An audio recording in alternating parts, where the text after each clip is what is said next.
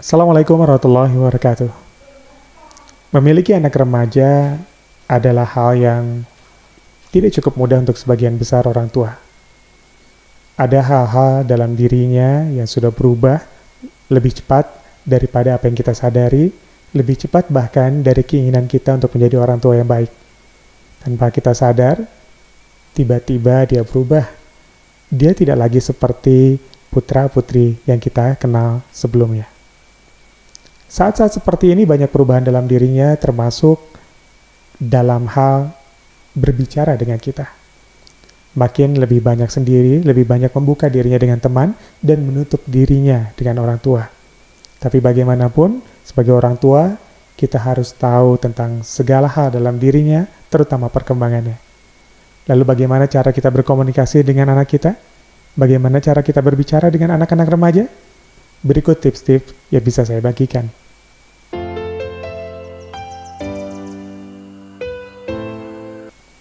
Yang pertama, perlakukan anak Anda sebagai seorang sahabat. Ali bin Abi Thalib membagi pola pengasuhan menjadi dalam 3 tahap, 3 periode waktu. Yang pertama, di usia 0 sampai 7 tahun adalah waktunya anak-anak bermain. Maka perlakukan ia sebagai raja. Maka komunikasi kita dengan anak-anak kita sepertilah komunikasi permainan. Nada dipakai tinggi, suara berteriak, bercengkrama bareng, tertawa bareng, itu yang bisa kita lakukan saat kita berkomunikasi dengan anak 0 sampai 7 tahun. Waktu bermain, maka nada komunikasi kita, cara bicara kita sepertilah dunia permainan. Yang berikutnya, usia 7 sampai 14 tahun. Di periode kedua ini, perlakukan anak atau didik anak dengan karakternya masing-masing sebagai seorang laki-laki atau perempuan. Kalau dia anak laki-laki, maka didik dia dengan hal-hal aktivitas yang dekat, khas dengan anak laki-laki. Permainan, olahraga, bela diri, hal-hal yang banyak menggunakan fisik karena itu khas sangat dengan kehidupan anak laki-laki. Kenalkan anak laki-laki dengan itu. Lalu pada anak perempuan, kenalkan hal-hal aktivitas, tindakan yang sering terkait dengan dunia perempuan. Entah mulai diajarkan masak, diajarkan menjahit, atau hal-hal lain yang dekat dengan dunia perempuan, maka itu sangat tepat diajarkan di usia 7 sampai 14 tahun. Begitupun dengan cara komunikasinya. Mulailah perlakukan komunikasi dengan cara komunikasi laki-laki di usia seperti ini. Lalu, perlakukan perempuan dengan cara komunikasi perempuan di usia-usia seperti ini. Di periode ketiga adalah 14 tahun ke atas 7 tahun terakhir. Atau kita mungkin kenal dalam usia kita sekarang kita sebut sebagai anak remaja.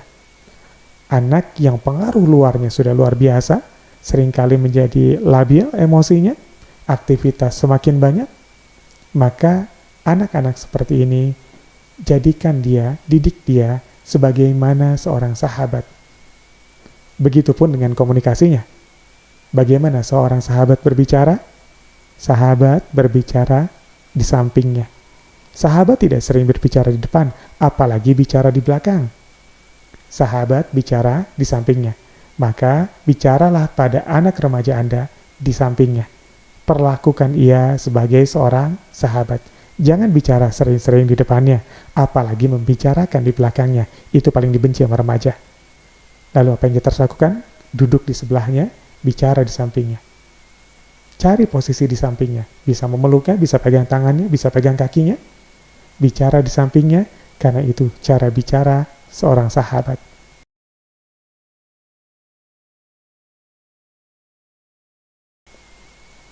Tips yang kedua adalah Anda yang harus memulai bicara. Orang tua harus memulai pembicaraan terlebih dahulu daripada anak-anaknya. Maka jangan katakan, kamu kok nggak pernah ngobrol dengan ayah. Kamu kok nggak cerita sama ibu. Anda yang harus membuka semua komunikasinya. Bagaimana? Dengan membuat pertanyaan. Era ini adalah eranya pertanyaan. Pemimpin masa kini adalah pemimpin yang bisa bertanya, bukan hanya sekedar pemimpin yang bisa menjawab. Orang tua era ini adalah orang tua yang pandai bertanya, bukan sekedar pandai menjawab. maka mulailah bertanya pada anak-anak kita. Google, YouTube, semua terbangun dari kumpulan-kumpulan pertanyaan. Masa kini adalah masa-masa pertanyaan.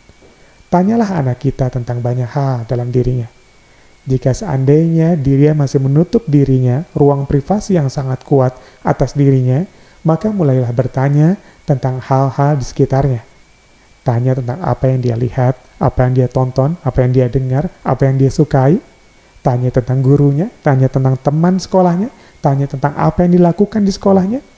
Tanya sekitarnya sebelum kita masuk ke dalam untuk bertanya tentang dirinya, untuk bertanya tentang pendapatnya, untuk bertanya tentang pikirannya, untuk bertanya tentang perasaannya. Ini yang biasa dilakukan juga oleh Nabi.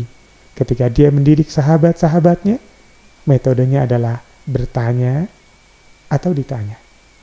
Kalau tidak Nabi menjawab pertanyaan, maka Nabi kemudian memberikan pertanyaan. Ini tradisi kenabian untuk membuka komunikasi dan melakukan pengajaran pendidikan. Mulai bertanya dan dari orang tua.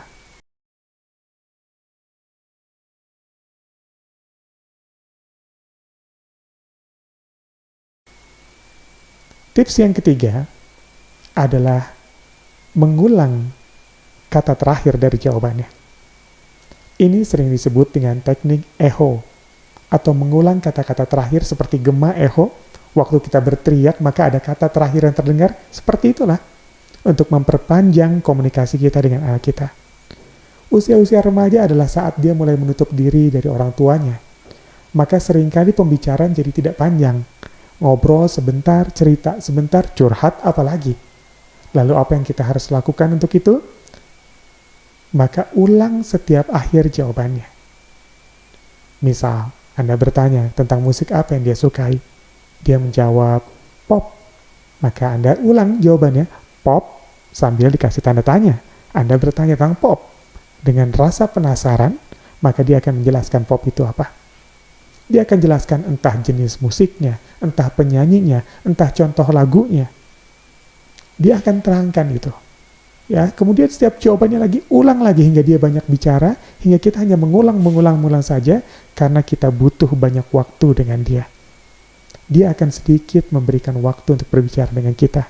Kita yang harus memaksanya, mencari akal bagaimana dia mau bercerita panjang pada kita.